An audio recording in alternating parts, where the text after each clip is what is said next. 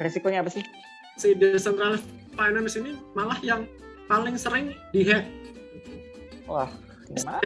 Itu Gila, itu kanan gambar anak-anak ya? Artwork. What the hell?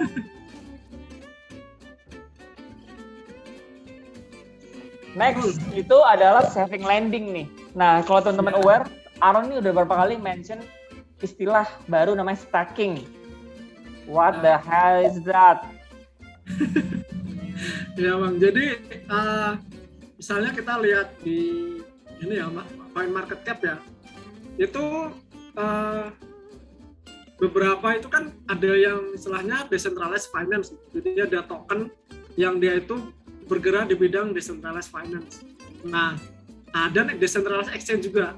Jadi bedanya kalau ini toko kripto ini kan dipunyai oleh satu perusahaan kan, dan aplikasinya itu yang ngatur atau yang coding, yang bikin apa ya, event-event atau cara kerja fitur-fitur yang di dalamnya itu kan ditentukan oleh perusahaan kan. Sedangkan ada namanya decentralized exchange atau exchange yang dia ini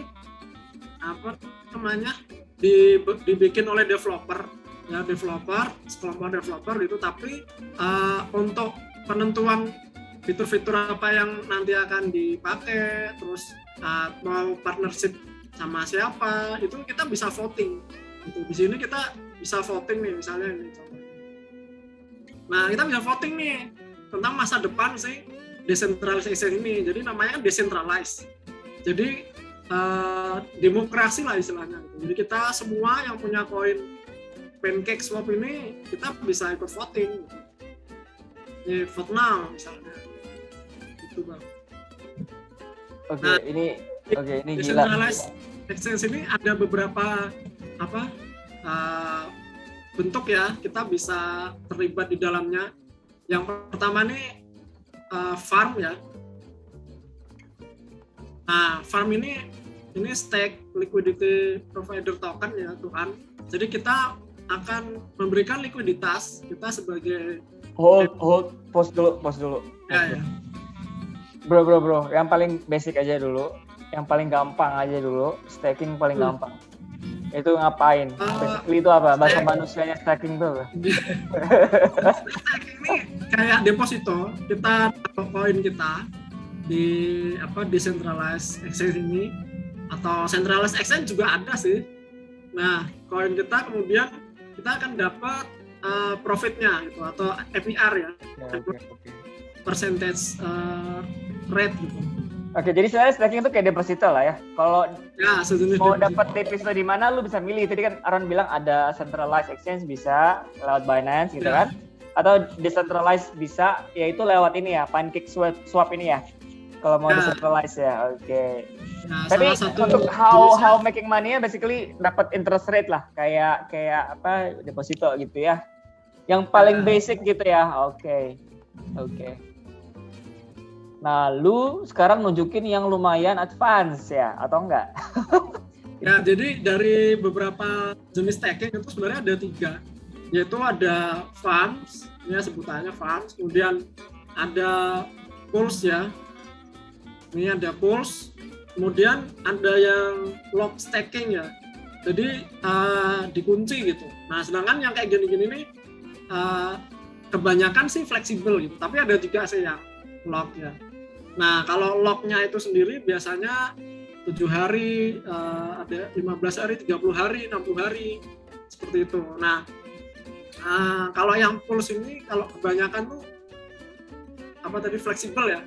Nah, kalau caranya ya tadi kita harus punya wallet dulu.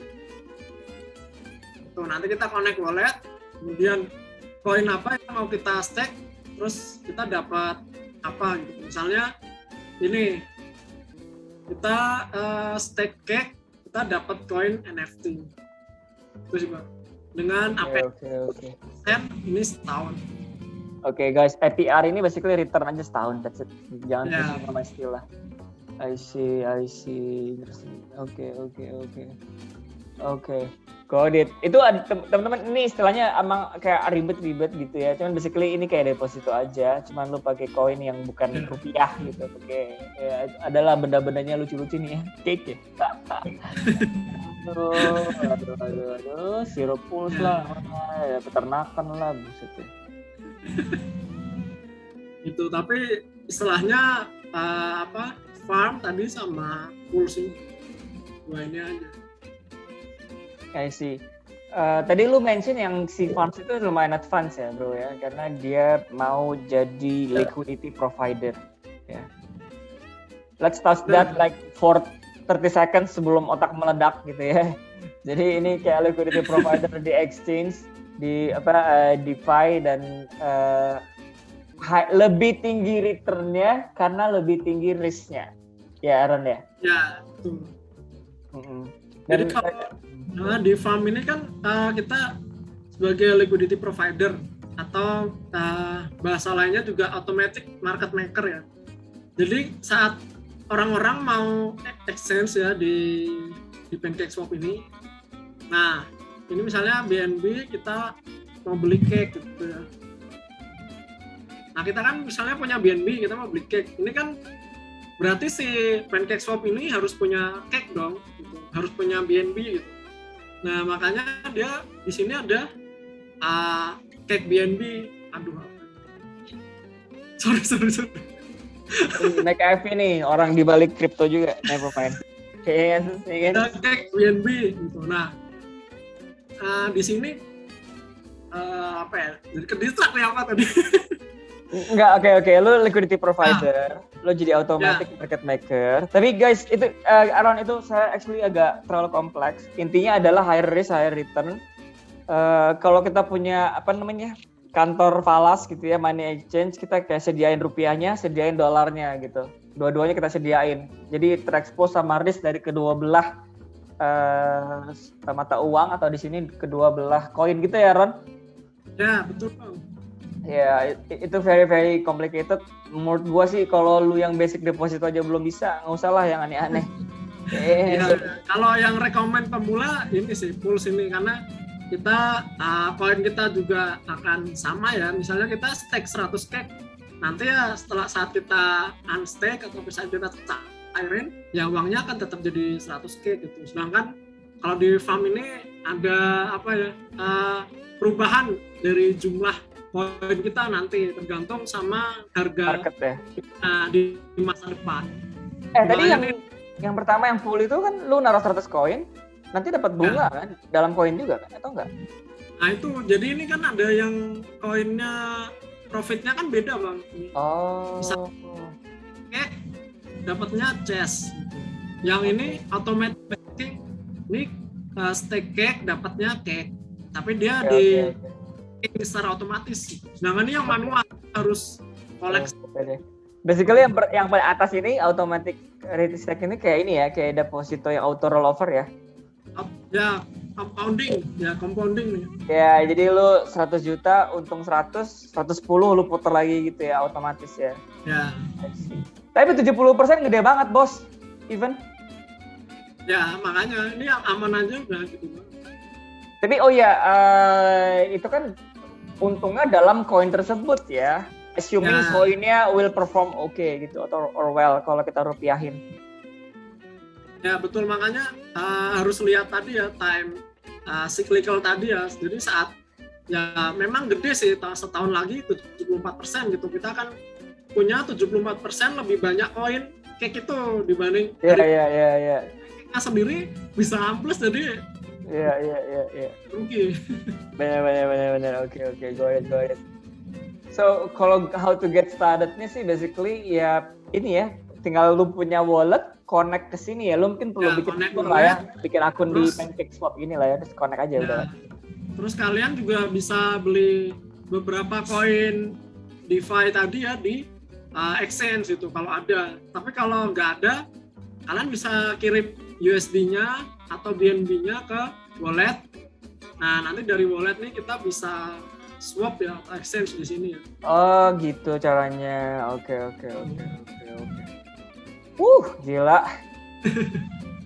Oke. Tapi kalau saving lending, maksudnya kan get started jelas, terus how to get better gitu. How I can like optimize my return, improve my return, and so on.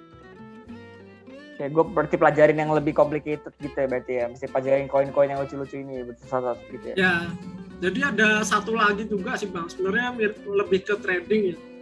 Misalnya nih, ada decentralized finance token yang baru nih. Nah, kita bisa tahu nih, ini di misalnya roadmap-nya bagus, developernya juga update terus, gitu, komunitasnya juga awal-awal misalnya aktif gitu ya, dan fitur-fitur yang ditawarkan menarik. Nah, itu kita bisa ikut dari awal gitu. Nah, itu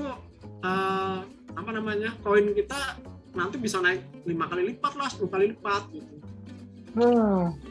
Gila ya. 5 kali lipat bos, bayangin duit lu 5 kali lipat sih ya. Asik juga ya. Iya.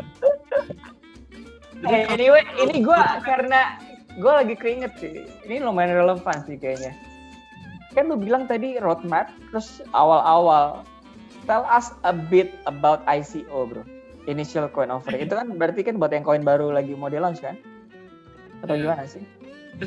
Bang, ini tadi dari record belum ya? Udah dong. Udah ya? Gimana pertanyaannya? Jangan takut bro, kita udah jalan berapa lama nih. Oke. Ngomong-ngomong lu tadi bilang dari awal-awal kan bisa coinnya bisa lebih gede kan, karena dia baru launch, terus develop and so on and so forth. Nah, berarti kalau mau dari awal banget itu pas di ICO dong ya, initial coin offering, bener nggak? Ya betul.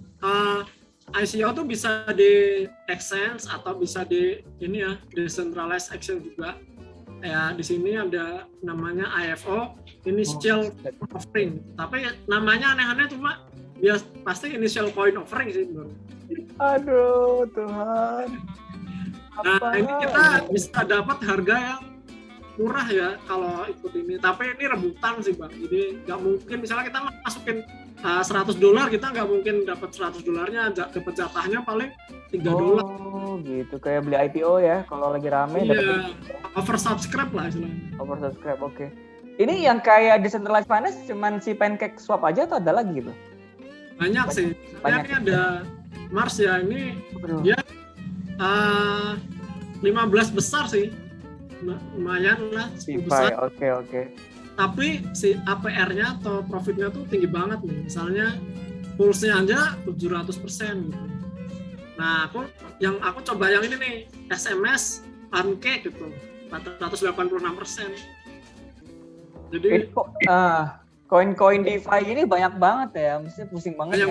Ada cake, ada banana, ada SMS lah. Ya, kita bisa ke Coin Market Cap sih untuk lihat kayak daftar. Nah, di sini ada kategori nih. Kita pencet di sumber. Pencet nanti keluar nih apa aja. Oke. Ini good place to learn lah ini. Uniswap, Terra Luna. Ini paling gede sih Uniswap ini ya, berarti. Nah, ini Uniswap ini di jaringan Ethereum. Tapi kalau aku cek itu returnnya nggak besar-besar. Kebanyakan yang besar tuh di jaringan Binance. Oke. Nah, ini Pancake Swap aja nomor 38. Lah, tapi kok itu kenapa? Oh, gue boleh nggak bikin conclusion? Ini kan diurutin besar market cap kan. Kalau dia udah makin gede market cap, return-nya di DeFi tersebut jadi makin kecil. Bisa nggak? Ya, betul. Oke. Ini berarti ini swap semakin terkenal. Ya, semakin terkenal dia akan semakin banyak user, semakin banyak uang yang masuk. Jadi si profitnya tadi itu kan sebenarnya ada apa ya bang, istilahnya ada maksimal limitnya lah, ada batasannya gitu. Misalnya sehari dia akan mencetak 100 token. Nah, kalau yang ikut 10 orang sama ikut 1000 orang kan profitnya beda. Jadi ada capnya profit atau rewardnya itu berapa gitu. Nah, tapi si profit bisa ditambah pakai voting tadi tuh. I see. Misalnya kemarin udah 50% nih, ini kok kecil banget APR-nya gitu. Kita tambahin lah nih gitu, developer tambahin dong jadi 100% gitu. Nah, kita voting lagi, nanti naik. Tapi kalau naikin karena kita pengen naik itu bukannya malah jadi kayak printing coins ya? Itu maksudnya how can you just ask for higher return gitu? I don't get it. Ada yang voting untuk nurunin rewardnya, ada yang naikin. Enggak, gue ngerti. Tapi voting buat naikin reward itu gimana dibaliknya? Mekaniknya gimana tuh? Maksudnya apa? Kayak masa itu kan nggak tahu. Gue pikir gini ya Ron ya. Kalau di central bank naikin dong suku bunga. Ya itu implikasinya kan berarti cost of fund naik. Jadi it's not necessarily positif, tapi bisnis kan jadi makin susah misalnya. Nah kalau lu minta naikin dong return lu gitu. Lah terus implikasinya apa? Implikasinya? Ya lebih banyak koin beredar kan sebenarnya. Oke. Ya itu juga makanya kalau yang pancake ini justru malah ngurangin. Dia kan mengurangi. Jadi sebenarnya dia makin mature ya. Kalau dia mau pelan-pelan ngurangin dia punya koin makin mature, makin stable. Ya. Oke. Karena kalau dia mau terus naikin return, basically dia kan kayak printing money kan sebenarnya. Yang sebenarnya kayak menggerus value intrinsik dari koin tersebut kan, Ron? Benar nggak sih? Tapi sebenarnya ada dua sisi juga sih, Bang. Berapa jumlah holder, berapa jumlah tradernya. Kalau tradernya lebih banyak, pasti kan harganya ambles juga. Tapi kalau rewardnya semakin banyak, tapi pada hold, ya nggak akan turun. Gue sebenarnya pengen banget gali lebih dalam masalah yang tadi ya. Terutama sama ke efek tuh di reward atau bahasa lainnya kan kayak interest rate-nya currency. Tapi itu bisa 2 jam. Kita nggak akan bahas. Lanjut. So clear ya. So takeaway-nya adalah ini kayak deposito aja. Tinggal pilih DeFi-nya yang mana. Pilih lu mau yang gampang kayak deposito yang simple kayak naro koin A dapat koin A, atau yang kompleks pakai pairing gitu ya. Terus high risk high reward, kok makin aneh koinnya makin tinggi rewardnya. Gitu ya. Anything else ya? Kalau koin-koin baru atau yang kecil-kecil gitu komunitasnya pasti APR-nya tinggi-tinggi. Ya. Dikit Bang, kan lu ini kan APR tinggi-tinggi nih. Ya kan kayak bisa puluhan persen, even ratusan ribuan. Resikonya apa sih? Kalau sebenarnya ya si decentralized finance ini malah yang paling sering dihack. Wah, gimana? Itu karena dia ini kan nyimpen banyak staking koin-koin dari orang kan, itu dari sedunia gitu. Nah ini inceran orang-orang jahat yang mau ngambil keuntungan gitu. Kalau misalnya di dunia nyata kan ada kayak maling lah, ada yang jambret lah gitu. Nah mereka ini di sini ngehack si bank ini, istilahnya bank kan ini sebenarnya. Kayak central bank, yes. Ya decentralized exchange ini. Kemudian kalau dia dihack, misalnya kita nyimpen uang di farm ya. Nah uang kita bisa ikut keambil gitu kalau di farm. Makanya dia high risk terus high return juga. Sedangkan kalau di pools itu uang kita nggak akan keambil. Tetapi kalau kita punya koin XMS ya, misalnya si Mars Ecosystem ini dihack, pasti kan orang pada takut terus jual-jualin koinnya. Harga koin jadi turun 90%. Oke. Nah, bisa kayak gitu. Misalnya yang terakhir tuh kayaknya si Kompon deh. Tapi nggak tahu juga. Kompon ini kayaknya terakhir di hack juga. Tapi ya nggak tahu lah. Oke, jadi satu sisi harganya turun, sisi lain uangnya hilang gitu. Wah, males banget gua uang hilang, Bos. Ya. Harga turun itu ada. Uang hilang sih. Tapi kenapa farm itu bisa diambil ya? Karena kita kayak nyetor ke mereka gitu kali ya, atau enggak sih? Ya, kita nyetor koin ke Tapi kan kalau di pool ini kan juga diambil. Kalau pool kan juga connect kan? Enggak ya? Kalau pool ini kita nggak nyetor uang ya? Kalau pool ini jadi sebenarnya ini nyetor juga. Cuma kalau di farm ini di farm ini kan pairingnya. Ya ada pairing. Nah pairing ini kan ada jual beli, harganya bisa naik bisa turun dan antara satu koin ke koin lainnya. Nah selisih harga itulah yang dimanfaatin sama hacker. Dia kayak minjem. We will not go there. We will not go direction. The direction is too heavy, too complex. Yeah. Tapi high risk, high return lah intinya di sini. Oke. Pause dulu, ambil nafas. Aduh, gila. 1000% tadi uangnya bisa hilang sih. Aduh. Tapi 1000% tuh kayak 10 kali lipat ya bro ya. Lumayan banget ya. Iya, setahun. Kan. BTW, kita move on ke cara make money yang ketiga. NFT, non-fungible token. What is this? NFT itu gampangnya digital collection ya. Jadi kita punya gambar, video, atau lagu gitu. Nah, terus kita bisa jual atau beli di marketplace. Nah, ini sistemnya sebenarnya sama aja kayak kita majang barang gitu di Tokopedia ya. Tapi misalnya gambarnya tuh kita upload, nah itu proses itu kan namanya minting lah istilahnya sebutnya. Nah terus kita pasang harga aja di sini, misalnya setengah Ethereum gitu. Nanti ya tunggu aja sampai ada yang beli. Tapi kalau konsepnya itu sebenarnya mirip hak cipta ya atau paten atas satu benda ya, benda digital gitu. Misalnya gambar ini itu yang buat aku misalnya, karena yang upload tadi aku kan. Nah dia mau ada orang yang screenshot gambar ini, ada yang ngopi, ada yang nyimpen dalam JPEG ya misalnya, itu tetap bisa dibuktikan bahwa aku tuh yang punya gitu, karena aku punya istilahnya tuh kodenya gitu, kode originalitas atau istilahnya serial number ya. Nah seolah-olah seperti serial number bahwa ini tuh koinku.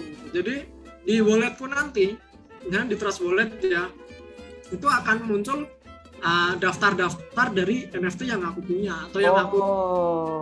Gue baru tahu. Jadi wallet bisa nyetor, bisa simpen NFT juga ya? Pikir poin-poin doang. Ya ini nyimpannya di sini di wallet. Oh gitu. Nanti kalau beli jual ya di sini. Kan itu dua arah ya, Ron, misalnya dari konsep digital ownership ini kan cuma satu, dan itu kan replicable, non-immutable. Orang tahu ya ini barang originalnya yang pegang Aaron. Itu kan kita punya di wallet kita nih, punya nih benda A di wallet gua nih. Tapi orang bisa tahu nggak kalau benda A ini dimiliki Aaron? Misalnya kalau arah balik, dibalikin gitu.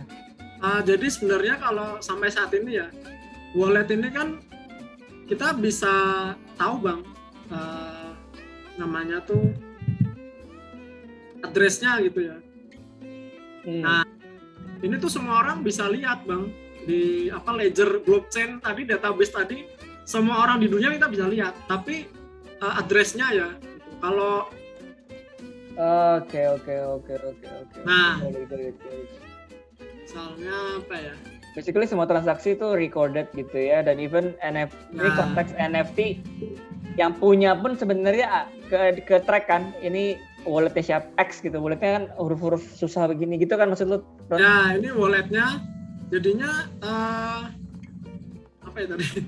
Jadi kita, tapi masalahnya ini kita nggak tahu yang punya siapa. Iya. Namanya maksudnya. Ya, gue ngerti. Nanti kalau kita klik NFT ini misalnya, nanti akan ketahuan address-nya nih siapa yang punya. Ya. Oke. Nah, karena ini kan basically digital art ya.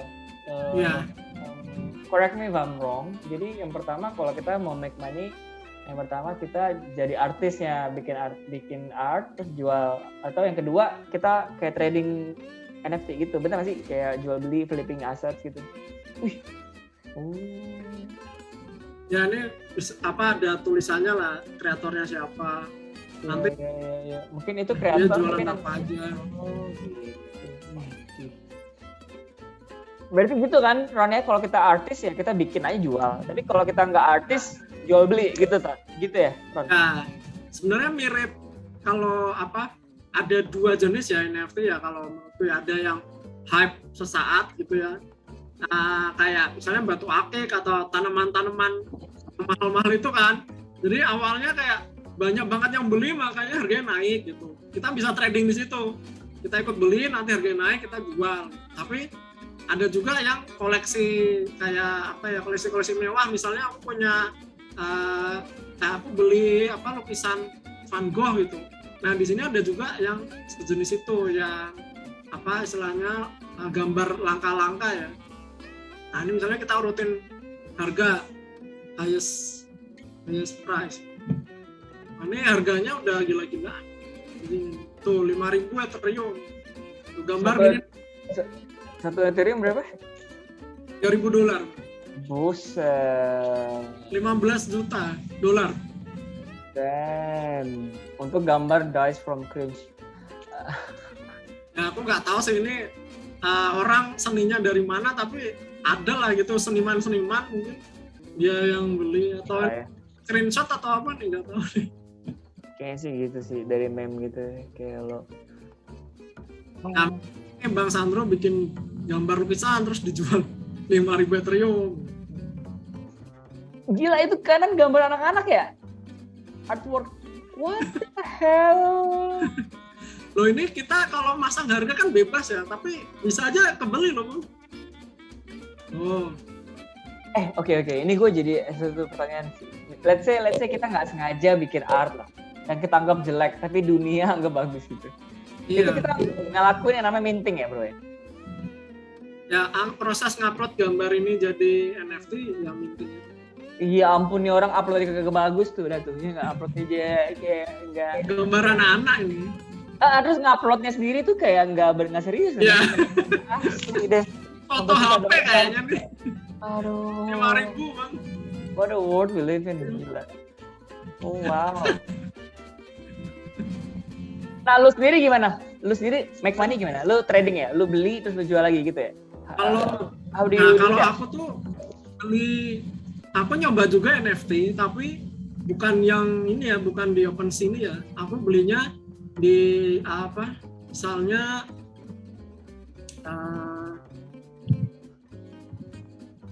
aku belinya itu yang berhubungan sama decentralized finance tadi.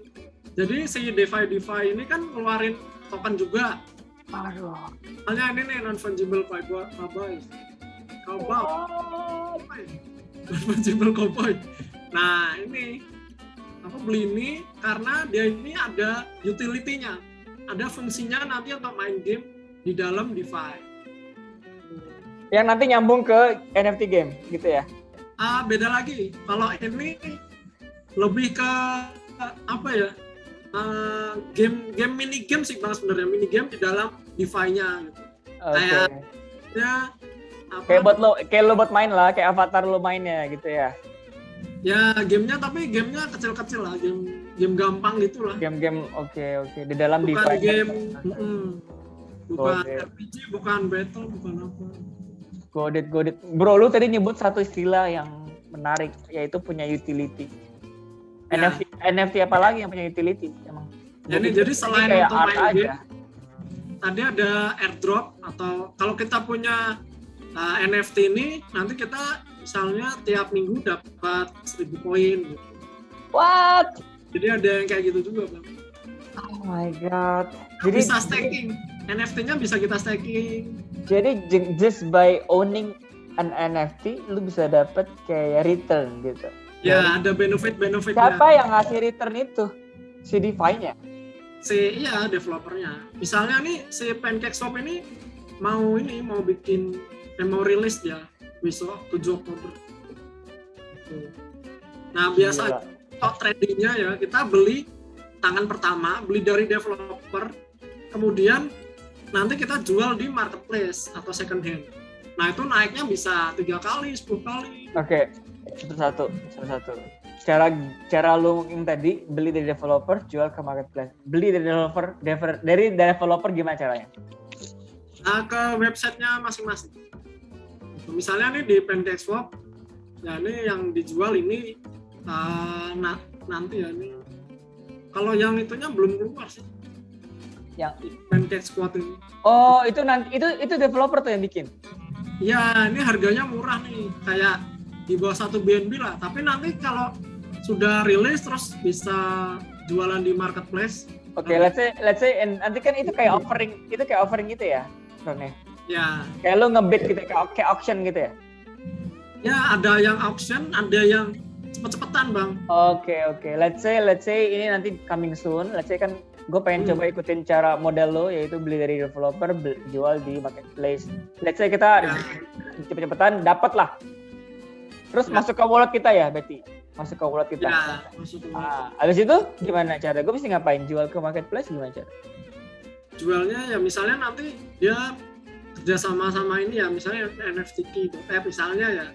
Nah, kayak si ini non-fungible cowboy sama ini nih non-fungible apps gitu. Nah, nanti kita kayak jual di marketplace biasa aja. Sorry, yang gue agak miss adalah bro, hubungan antara yang itu tadi, yang dari PancakeSwap sama NFT Key. Itu NFT Key bukan yang marketplace, tapi yang satu adalah DeFi. Ya, jadi saat kita beli dari developer tangan pertama kan masuk ke wallet. Mm-hmm. Nah, dari wallet kita kan bisa nyambung lagi ke sini kan marketplace-nya. Kita bisa jual di sini. Oke. Tapi kan ini kan khusus buat apes nih, khusus buat NFT ini udah highly categorized gitu ya? Hanya nanti nambah lagi kalau ya. Enggak. Tapi gue mau really to be highly super practical. Ini how can you sell something gitu? Apa di OpenSea atau gimana? Kalau lu udah beli dari developer. Karena ini kan marketplace-nya very specific nih, ya sih BNB Banis. Jadi nanti ini di sini Bang. Nanti kita tinggal pasang harga aja di sini sebenarnya. Oke, berarti lu kayak upload, kayak lu di Tokopedia upload barang gitu. Jadi seller ya, gitu. Tapi ada juga yang marketplace-nya tuh di website-nya masing-masing ada juga. Kayak ini. Kita bisa jual beli di sini nih. Contohnya ini ya, Lucky ya. Lowest price 0,79 karena ada yang lain jualnya di harga mahal gitu. Ini kayak bid order book-nya tuh Bang. Oh my god, ini offering price ya nih? Iya, ini offering price paling murah 0,79. Ini gambarnya sama ini. What the hell? Enggak, tapi kan itu udah missing the point dari NFT dong. Kok jadi ada banyak yang punya? Jadi ada limited tokennya, ada limited NFT, ada yang unlimited. Nah, yang unlimited yang unlimited ini dia ada nomornya. Serial number-nya. Jadi serial number-nya Oke, itu kayak inilah ya, kayak misalnya tas mahal ada 100 biji di dunia. Nah, gitu. Ya betul. Oh gitu. Tadi gue bayanginnya cuman satu aja di dunia. Tapi mungkin ada 100, 1000 atau berapa ya. Oke. Dan tapi kalau banyak gitu jadinya kayak to some extent kayak a little bit commoditized juga dong ya. Males banget. Makanya ada banyak jenisnya Bang. Kalau yang cuma satu jenis tadi di OpenSea. Yang ini tadi nih, ini kan beda-beda nih. Cuma satu. Semua gitu. Ini cuma satu. Tapi kalau yang ini tadi, ini ada. Itu 150 orang, 150 main for sale. Iya mungkin. Gila. Nah ini belum keluar yang squad ini nih. Ini yang squad ini yang cuma satu. Ini yang banisnya unlimited. Ini yang limited edition. Gila. Lu kalau OpenSea itu pure ini ya, pure marketplace ya, yang OpenSea. Gue sering denger sih yang OpenSea di Instagram atau apalah orang cerita-cerita mereka cuan gede di situ ya. Ini ya kalau ini Ethereum sih, kayaknya aku belum pernah coba. Ini crazy ya, misalnya $15 juta untuk gambar anak-anak. Aduh, pusing. Gila. Ini dan kita mesti punya wallet dan harus punya modal Ethereum nih kayaknya ya buat coba-coba beli iseng-iseng berhadiah.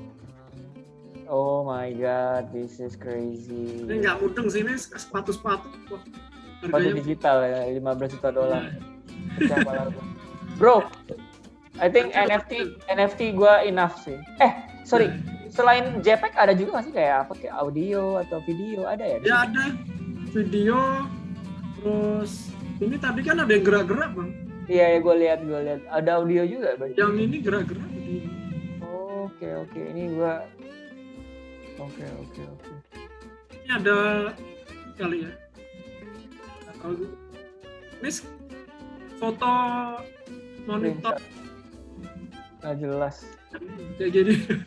Nggak jelas. Tapi kan ini orang bisa aja ngasih harga ya, nggak tahu nih laku apa enggak. Iya, itu tricky banget ya, karena ya lu coba aja, nothing tulus sih. Kalau dapat enggak ya udah, nggak ada ruginya juga. I think that's it for the NFT ya, man. Ya. Ini CryptoPunks ya? Ya, ini CryptoPunks. Gue sering banget denger nih. Itu ada, sama ini ya bro, kalau kita do any transaction, kita mesti bayar ya, Ron, gas fee ya? Ya, gas fee-nya. Terus, Ron, gue juga sering denger tuh, katanya kalau mau kayak gini-gini lu mesti banyak hangout di Discord. Komunitasnya kripto itu banyak di Discord sama Telegram. Sama Twitter untuk ininya announcement. Kalau where to any recommendation nggak how to get started di komunitas? Ya misalnya aku misalnya contohin ini ya yang PancakeSwap tadi ya. Nah misalnya aku mau masuk ke komunitasnya PancakeSwap. Ini dia biasanya nyertain ini nih linknya. Blog. Oh ini ya. Nanti dia akan mengarahkan kita ke Telegram. Nah, kok nggak muncul ya? Coba yang ini, Mas. Nah ini nih, ada Twitternya, ada Telegramnya, kemudian ada Discord. Oh, di Discordnya ya. Oke. Karena Telegram. Nah, oke. Telegramnya. Got it. Nanti ada di situ ada komunitasnya yang English atau yang global. Kita bisa juga join komunitas yang Indonesianya. Gila. Kalau mau nanya-nanya tentang koinnya atau event-eventnya ya kita harus ikutin lah. Break dulu, pause. Ya. NFT enough. Kita mau close sama yang terakhir. Aduh. NFT game. Aduh, apalagi ada NFT game. Nah, NFT